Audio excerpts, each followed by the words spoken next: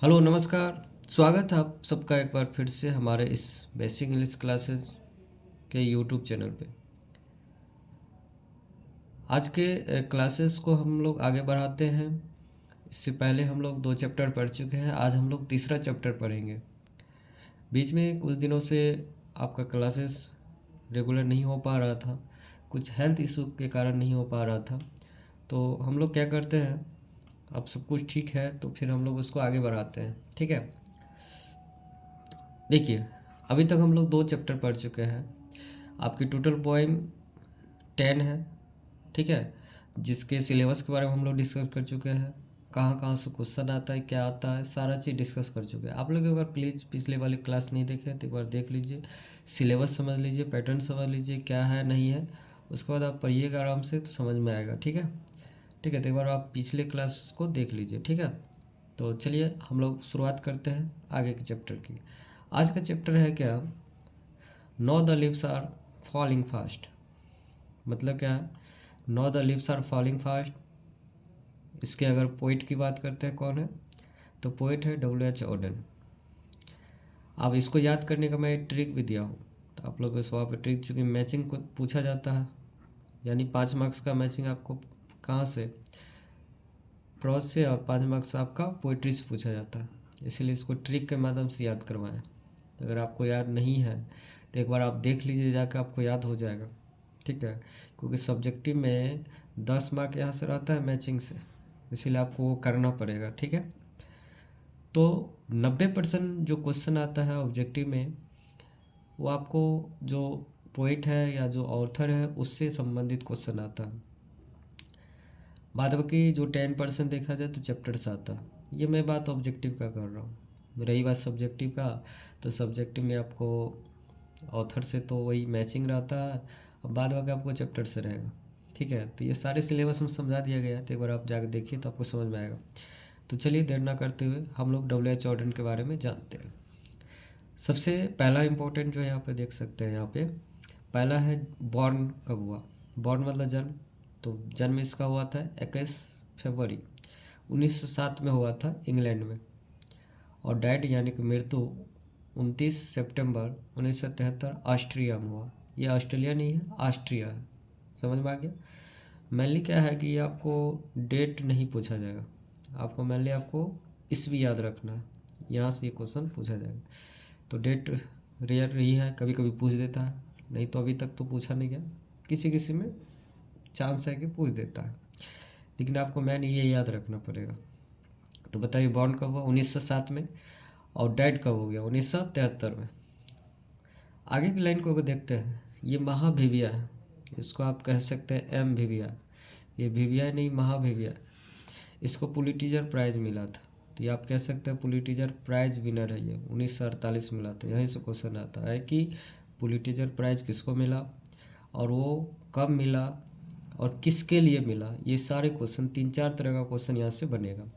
सबसे पहली बात क्या कि पुलिटिजर प्राइज किसको मिला, तो W.H. ऑडेन को। पुलिटिजर प्राइज कब मिला, तो 1948 को। और पुलिटिजर प्राइज किस चीज़ के लिए मिला, होता है ना कि आप कोई काम अच्छा कीजिएगा तो उसके लिए आपको प्राइज मिलेगा। तो इन्होंने भी कुछ अच्छा काम किया, तो इन्होंने क्या किया, एक कलेक्शन है, आप कह सकते हैं ये कलेक्शन है। ठीक है, इन्होंने जीवन में जितना कुछ लिखा, ठीक है, तो उसका एक कलेक्शन बनाया था। उस कलेक्शन का नाम क्या रखा, द एज ऑफ एंजाइटी। ये बुक का नाम है, जिसमें कई चीज़ आपको डाला गया, एक ग्रंथ टाइप का है, कलेक्शन है आप कह सकते हैं। कोई चीज़ ज़्यादा हो जाता है तो उसको एक जगह इकट्ठा करते हैं ना, तो वही है। ये एक प्रकार से बोरा का सामान है जिसमें कई चीज़ डाला हुआ, एक कलेक्शन हुआ। तो यहाँ से क्वेश्चन आता है कि द एज ऑफ एंजाइटी के लिए इसको क्या मिला था, तो पुलिटिजर प्राइज मिला था। कब मिला था, 1948 में। और ये जो है ना, ये क्या है, तो ये कलेक्शन है, बुक का नाम है कह सकते हैं। ठीक है, तो यहाँ से ये इम्पोर्टेंट है। और आगे बढ़ते हैं, इसके बारे में और भी जानते हैं क्या, तो इस लाइन को आप याद रखेंगे। ये देखिए, इसका जन्म वैसे देखा जाए तो इंग्लैंड में हुआ था, अभी वो आप ऊपर जस्ट बताए थे आपको। लेकिन किया क्या, इन्होंने इंग्लैंड को लेफ्ट कर दिया, इंग्लैंड मतलब छोड़ के चले गए, और ये जाके सेटल हो गए USA में। अमेरिका में जाकर सेटल हो गए। और ये कब लेफ्ट किए थे? तो 1939 में। कहाँ जाकर सेटल हो गए? तो अमेरिका में। तो ये आपको यहाँ से याद रखना पड़ेगा। तो मेनली जो इम्पोर्टेंट है पूछने वाली यही से, फिर भी कुछ बात कर लेता हूँ और भी क्वेश्चन आने का चांसेज है। तो ये कुछ और भी इसके बारे में एक्स्ट्रा फैक्ट जान लेते हैं, ये क्या क्या थे। तो आप कह सकते हैं ये एक बहुत ही प्रसिद्ध विगोरस पोइट तो थे ही, कवि थे ही थे, और ड्रामाटिस्ट भी थे। ड्रामाटिस्ट का मतलब नाटककार भी थे, क्रिटिक भी थे। क्रिटिक का मतलब होता है एक क्रिटिक मतलब आलोचना करने वाले, तो क्रिटिक भी थे, ठीक है। ट्रांसलेटर भी थे, मतलब ट्रांसलेटर मतलब होता है ट्रांसलेशन करने वाले, और एडिटर भी थे, एडिट करने वाले। तो इतनी सारी चीज़ थे। तो इन्होंने बहुत ही अच्छा खासा क्षेत्रों में इन्होंने काम किया, और ये खुद को सेल्फ अवेयरनेस रखते थे, खुद को मतलब हमेशा जागरूक रखते थे। तो ये सब पूछने वाली चीज़ है नहीं, ठीक है। बाद में देखिए चूँकि ये इंग्लैंड छोड़ के चले गए थे और यूएसए में मतलब जो है वहाँ जाकर सेटल हो गए, तो ऑब्वियसली बात है कि यहाँ पे ये वर्क जो करेंगे, ये अपना वर्क जो है कितने फेज में करेंगे? तो 2 फेज में करेंगे। कितने फेज में? 2 फेज में अपने वर्क को करेंगे। वर्क का मतलब क्या? जो भी लिखने का कार्य करेगा तो 2 फेज में करेंगे, ठीक है। इसीलिए कभी कोई क्वेश्चन आता है, audience work is divided the English phase. English phase मतलब क्या है? इंग्लैंड। एंड एक फेज कौन सा है? अमेरिकन फेज है। तो इन्होंने इंग्लिश फेज में कई वर्क्स लिखे हैं, अमेरिकन फेज में कई वर्क्स लिखे हैं। जैसे अभी आप देखिए द एज ऑफ एंजाइटी जो पढ़े हैं, ये वाला द एज ऑफ एंजाइटी जो पढ़े हैं, ये जो है ना, ये किस फेज में लिखा गया? तो आप कह सकते हैं ये लिखा गया है अमेरिकन फेज में लिखा गया। और भी बहुत ऐसे हैं, जैसे कि the orator, the dance of death, look strangers, ये सब जो है ना, ये इंग्लिश फेज यानी ब्रिटिश फेज में लिखा गया, ठीक है। तो ये यहाँ से आपको तमाम ये क्वेश्चन है। और वर्तमान में जो आपका ये चैप्टर दिख रहा है, ये क्या है? तो ये एक रिलिक है, यानी कि गाया हुआ एक पोएम है। तो क्वेश्चन यहाँ से भी आता है, तो ये क्या है? तो ये गे पोएम है, रिलिक है एक प्रकार से, ठीक है। तो यहाँ से भी इस तरह का क्वेश्चन आपको देखने को मिलेगा। तो उम्मीद करते हैं कि आप लोग को समझ में आ गया होगा। देखिए ये चैप्टर किस चीज़, चूँकि मैं आपको थ्योरी बताऊंगा, समरी बताऊंगा और ऑब्जेक्टिव बताऊंगा, ठीक है। चूँकि मैं इसको लॉन्ग डिटेल नहीं पढ़ूंगा, ठीक है। एग्जाम में जो आवश्यकता है हम लोग उसी को पढ़ेंगे। एक भी आपका ऑब्जेक्टिव में छूटेगा, सब्जेक्टिव नहीं छूटेगा। बस स्मार्टली पढ़िए, गदोजसा नहीं पढ़ना है, ठीक है। पता चला सब चीज़ पढ़ने के बाद भी कुछ नहीं हुआ, ठीक है। तो इसलिए स्मार्टली पढ़ना है। देखिए इस चैप्टर का थीम क्या है, ज़रा इसको समझिए। This poem talks about frustration inherent in human life. देखिए इस चैप्टर का थीम क्या है? इस चैप्टर में बात किया गया जो इंसान के अंदर जो क्या कहते हैं फ्रस्ट्रेशन होता है, वो फ्रस्ट्रेशन जो होता है उसके जीवन में, इंसान के जीवन में, उससे रिलेटेड बात किया गया। फ्रस्ट्रेशन कब होता है? In this poem author says that all aspiration are not fulfilled. लेखक का कहना है कि जितने भी व्यक्ति है उसका सभी इच्छाएं पूर्ण नहीं हो सकती है। और जब इच्छाएं पूर्ण नहीं हो सकती है तो फिर तो ऑब्वियसली बात है कि वो व्यक्ति एकदम फ्रस्ट्रेट हो जाते हैं, जो चाहते नहीं हो पाता, ठीक है। तो वो उससे फ्रस्ट्रेटेड में करके मतलब जो है कुछ स्टेप उठा लेते हैं, ठीक है। चिड़चिड़ापन हो जाता है, तनाव होता है। तो इसी तरह से रिलेटेड बात किया गया। And the sense of loneliness, यानी कि अकेलापन को यहाँ पर दिखाया गया। बात समझ गए? तो मतलब समझ में आया, इंसान का जितना भी एस्पायरेशन होता है वो कभी फुलफिल नहीं होता है, ठीक है। व्यक्ति अकेला आया है, अकेला मरेगा, अकेला उसको जीना पड़ेगा, ठीक है। इंडिविजुअल लाइफ्स होगा, इंडिविजुअल डेज होगा। अकेला जन्म लिया, अकेला वो मरेगा। इसी सेंस को समझाने का प्रयास कर रहे हैं। लेकिन फिर भी इंसान का हर एक इच्छा कभी पूरा नहीं हो सकता है, ख़त्म भी होगा।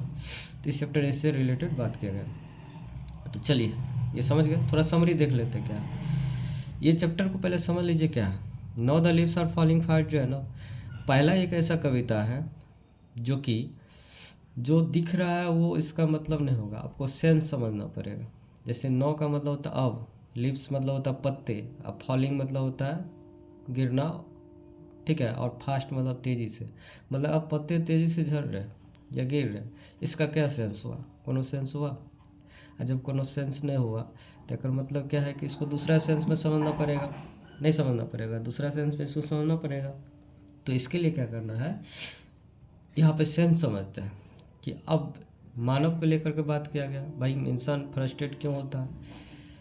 तो इंसान जो ये बढ़ रहा है ना, ये जो बढ़ रहा है मानव, दिन रात जो आगे मेहनत कर रहा है, परिश्रम कर रहा है, ये जो इंसान बढ़ जो रहा है ना, तो ये बढ़ नहीं रहा, मौत के करीब जा रहा। जैसे आप इसको अगर ऐसे समझ सकते हैं, अगर कोई आज 18 साल का है तो कल वो 18 साल 1 महीना का मतलब 1 दिन का हो जाएगा। अगर कोई मतलब जो है 60 साल जिएगा, अभी वो 18 साल 1 महीना का है, ठीक है। तो उस तरह से आप देख सकते हैं इसको यहाँ पे कि वो बढ़ तो रहा है इधर से आगे, लेकिन वहाँ पर लास्ट वाला में क्या है, ब्रेक है। नहीं समझे बात, इसको मान के चलिए अगर कोई अभी 18 साल का है, ठीक है, और उसको 60 साल जीना है मैक्सिमम, तो बताइए अभी वो कितना साल और जिएंगे। तो आप कह सकते हैं क्या, वो कितने साल जिएंगे, तो आप 32 साल कह सकते हैं।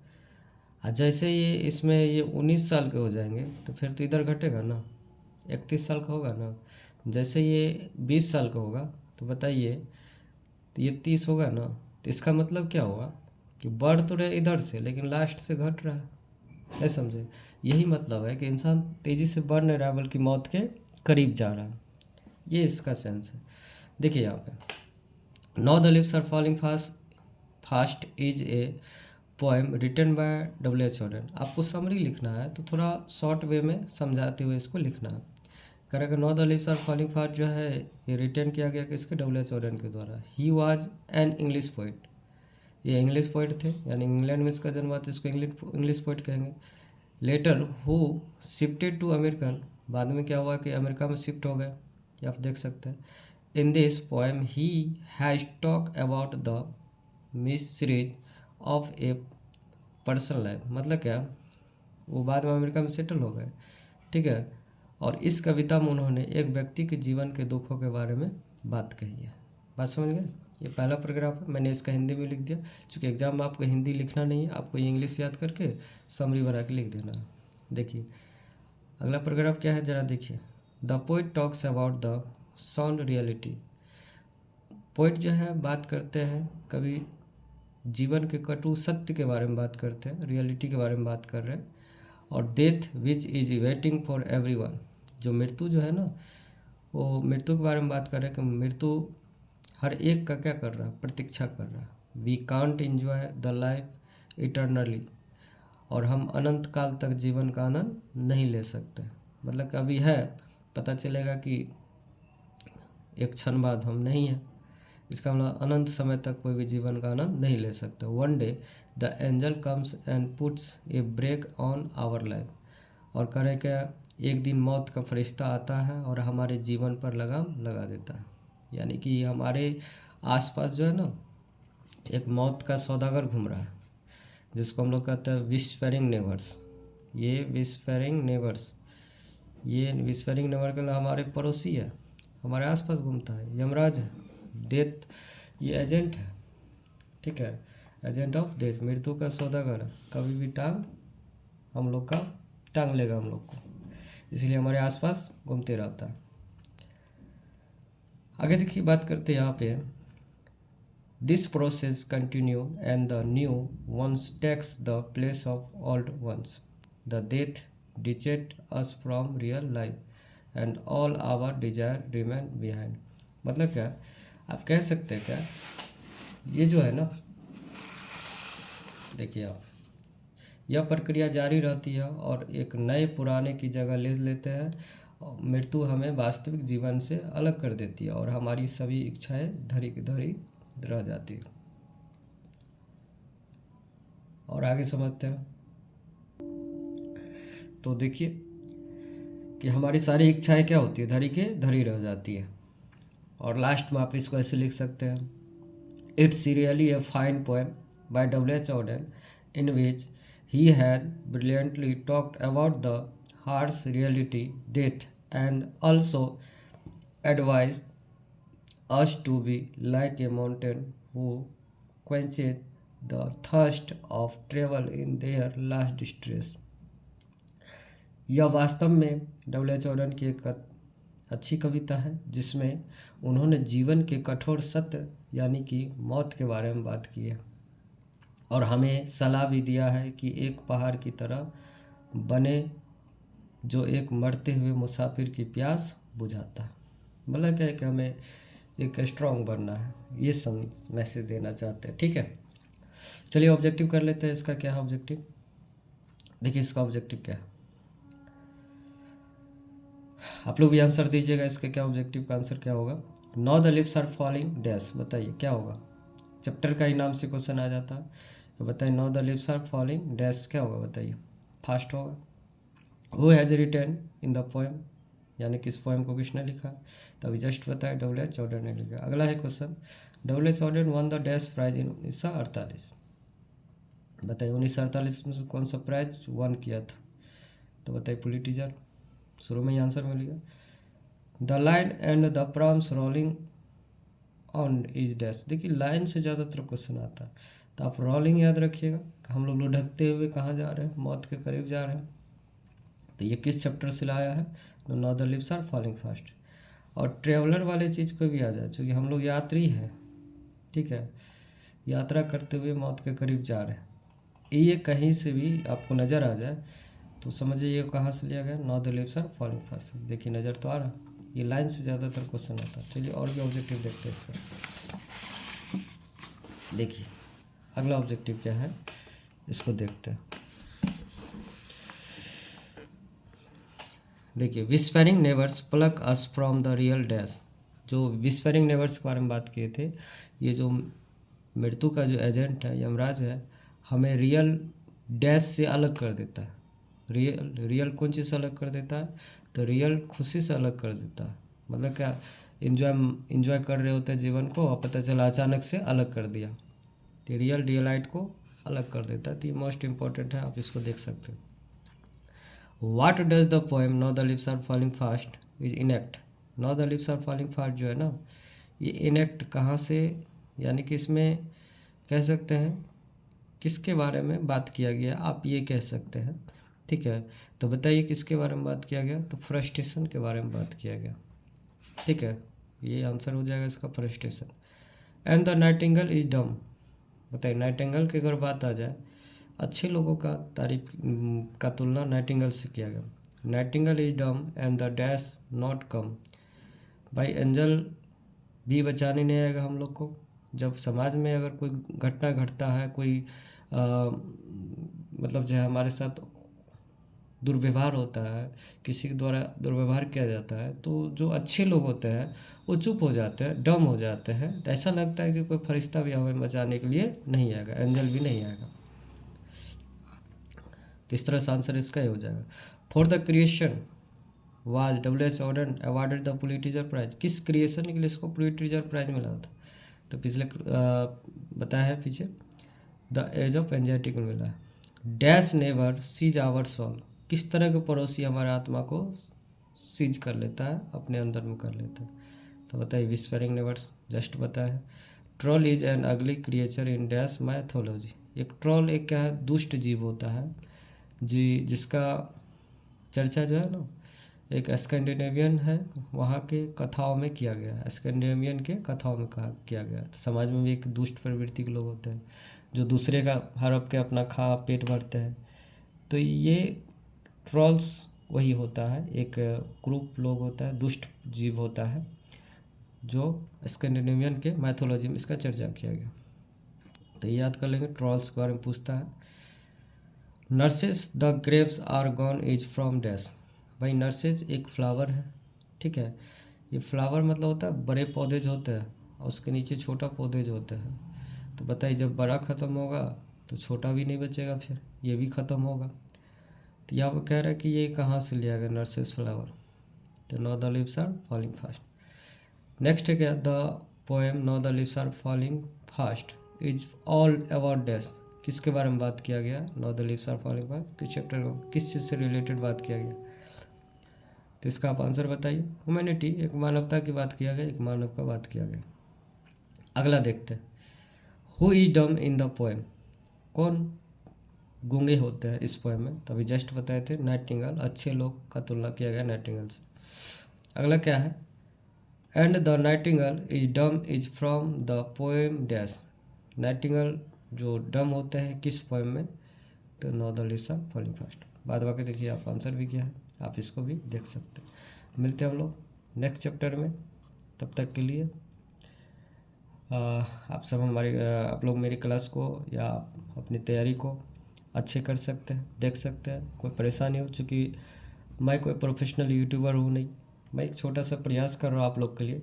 अगर आप लोग का अगर सपोर्ट रहा तो मैं और भी अच्छा करने का प्रयास करूँगा, ठीक है। कोई दिक्कत परेशानी हुआ होगा तो मुझे आप बताइएगा और सजेस्ट भी कर सकते हैं, ठीक है। तो मिलते हैं हम लोग नेक्स्ट क्लास में। Thanks for watching this video.